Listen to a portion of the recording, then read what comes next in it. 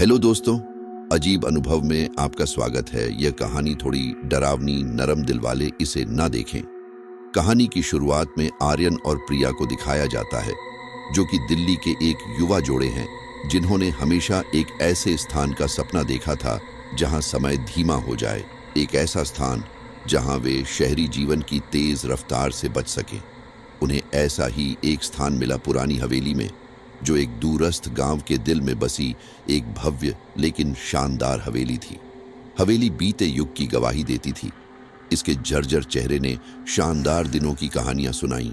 इसकी बारीक नक्काशी हालांकि धुंधली हो चुकी थी, फिर भी समृद्ध इतिहास की झलक दिखाती थी। आर्यन के लिए, जो एक वास्तुकार और पुनर्निर्माण का शौकीन था, हवेली एक सपनों की परियोजना थी। प्रिया के लिए, जो एक लेखिका थी और प्रेरणा की तलाश में थी, यह आदर्श स्थान था। सोचो, इस जगह की कितनी कहानियां होंगी। प्रिया ने हवेली के भव्य दरवाजों के सामने खड़ी होकर चकित आंखों से कहा। आर्यन ने सिर हिलाया। उसका मन पहले ही मरम्मत के विचारों से भरा हुआ था। यह परफेक्ट है, उसने कहा, उसका हाथ थामते हुए। आओ, इसे अपना घर बनाएं। उन्होंने हवेली को एक आश्चर्यजनक रूप से सस्ते दाम पर खरीदा, बावजूद इसके कि गांव वाले इसके अतीत के अंधेरे के बारे में फुसफुसाते थे। नई जिंदगी की शुरुआत के लिए उत्सुक, उन्होंने उत्साह और उम्मीद के साथ इसमें प्रवेश किया। हवेली में पहले कुछ दिन खुशी और उत्साह से भरे थे। आर्यन और प्रिया ने मेहनत से काम किया, उपेक्षित कमरों की सफाई और मरम्मत की। आंगन, जो कभी जंगली घास से भरा हुआ था, अब प्रिया के रंग बिरंगे फूलों और जड़ी बूटियों से जीवन की निशानी देने लगा। रात में हवेली का रूप बदल जाता था, साए लंबे हो जाते थे और हवा में एक प्रकार की डरावनी अनुभूति महसूस होती थी। आर्यन ने इसे एक पुराने घर की स्वाभाविक डरावनी प्रकृति के रूप में खारिज कर दिया, लेकिन प्रिया यह महसूस कर पा रही थी कि वे अकेले नहीं थे। एक शाम, जब वे छत पर ठंडी हवा का आनंद ले रहे थे, उन्होंने एक हल्की सी फुसफुसाहट सुनी। ये इतनी धीमी थी कि प्रिया को लगा कि उसने कुछ गलत सुना है, लेकिन फिर यह फिर से आया, इस बार साफ। तुमने सुना? प्रिया ने कांपते हुए पूछा। आर्यन ने माथे पर बल डालते हुए कहा, यह शायद हवा है। उसने उसे सांत्वना देने की कोशिश करते हुए कहा, लेकिन वह अपनी रीढ़ की हड्डी में दौड़ती ठंडक को नजरअंदाज नहीं कर पाया। फिर वह दोनों सोने चले गए। अगले दिन जिज्ञासा से भरी प्रिया ने हवेली के इतिहास की तहकीकात शुरू की। उसने गांव के बुजुर्गों से बात की, जो अपनी कहानियां साझा करने में अनिच्छुक थे। आखिरकार किशन नाम का एक बूढ़ा व्यक्ति राजी हो गया। यह हवेली राठौड़ परिवार की थी, उसने दुखी स्वर में कहा। वे एक सम्मानित परिवार थे, लेकिन उनका अंत बहुत दुखद था। एक रात कई साल पहले पूरे परिवार की हत्या कर दी गई थी। कोई नहीं जानता कि किसने किया और क्यों, लेकिन उस रात के बाद से हवेली शापित हो गई। प्रिया का दिल खोई आत्माओं के लिए पसीज गया। वह भारी मन से हवेली लौटी, सत्य की खोज करने के लिए दृढ़ संकल्पित। आर्यन, हालांकि संशय में था, उसकी जांच का समर्थन कर रहा था। उन्हें पुराने दस्तावेज और डायरी मिली, जो एक धूल भरे संदूक में छिपी हुई थी। प्रविष्टियों ने विश्वासघात और लालच से फटे एक प्रेमपूर्ण परिवार की तस्वीर खींची। अंतिम प्रविष्टि सबसे छोटी बेटी रानी द्वारा लिखी गई विशेष रूप से डरावनी थी। आज रात मुझे हमारे जीवन के लिए डर है। साए कोनों में मंडरा रहे हैं और मुझे मौत की फुसफुसाहट सुनाई देती है। अगर यह मेरी अंतिम प्रविष्टि है, तो जान लो कि हमें किसी अपने ने धोखा दिया। जितना वे सीखते गए, उतना ही भूतों का आतंक बढ़ता गया। फुसफुसाहट तेज हो गई और भूतिया दृश्य अधिक बार आने लगे। आर्यन और प्रिया भयानक सपनों से त्रस्त हो गए, ठंडे पसीने में जागते हुए।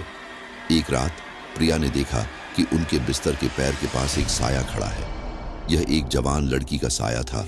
उसकी आंखें दुख से भरी हुई थीं। प्रिया ने उसे छूने की कोशिश की, लेकिन वो गायब हो गई। हमें उनकी मदद करनी होगी, प्रिया ने कांपते हुए कहा। हम उन्हें ऐसे नहीं छोड़ सकते। आर्यन, हालांकि डरा हुआ था, प्रिया को इतना परेशान देखकर सहन नहीं कर सकता था। हम एक रास्ता निकालेंगे, उसने वादा किया। बेहद परेशान होकर वे एक स्थानीय पुजारी पंडित जी से मदद मांगने गए, जो अलौकिक ज्ञान के लिए जाने जाते थे। उन्होंने उनकी कहानी सुनी। उनके चेहरे पर गंभीरता छा गई। आत्माएं बेचैन हैं क्योंकि उनके साथ अन्याय हुआ है, उन्होंने समझाया। आपको हवेली को शुद्ध करने और आत्माओं को शांति दिलाने के लिए एक अनुष्ठान करना होगा। उन्होंने उन्हें अनुष्ठान के निर्देश दिए, जिसमें धूप जलाना, मंत्रों का जाप करना और प्रार्थना करना शामिल था। आर्यन और प्रिया ने श्रद्धा के साथ अनुष्ठान किया, उम्मीद करते हुए कि इससे कुछ राहत मिलेगी।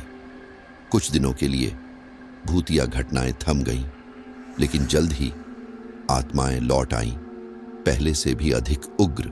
भूतों का अंत करने के लिए दृढ़ संकल्पित आर्यन और प्रिया ने जवाबों की खोज जारी रखी।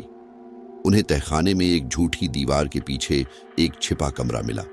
अंदर उन्हें एक पुरानी डायरी और खून से सना हुआ खंजर मिला।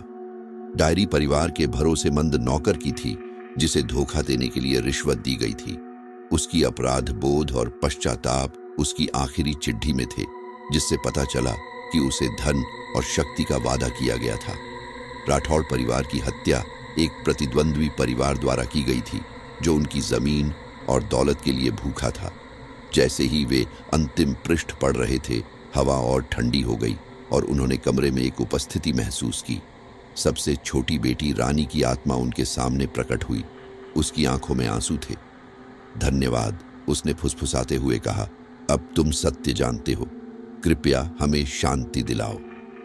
सत्य का पता चलने के बाद आर्यन और प्रिया ने अंतिम अनुष्ठान के लिए तैयारी की।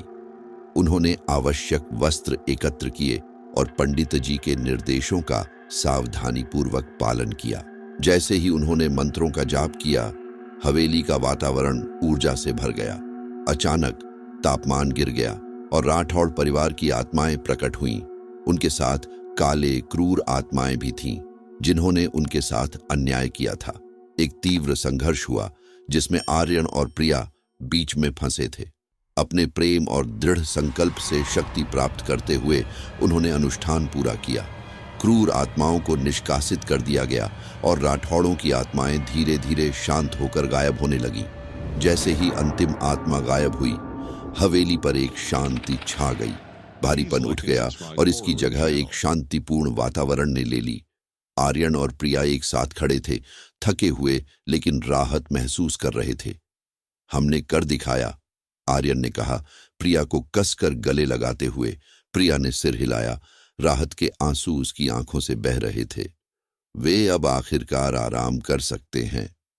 इसी के साथ यह कहानी यहीं खत्म हो जाती है। आपको कैसी लगी ये कहानी कमेंट में ज़रूर बताएं, और आप अपनी कोई कहानी हमें बताना चाहते हैं, कमेंट में बताएं। हम आपसे जल्द ही कांटेक्ट करेंगे।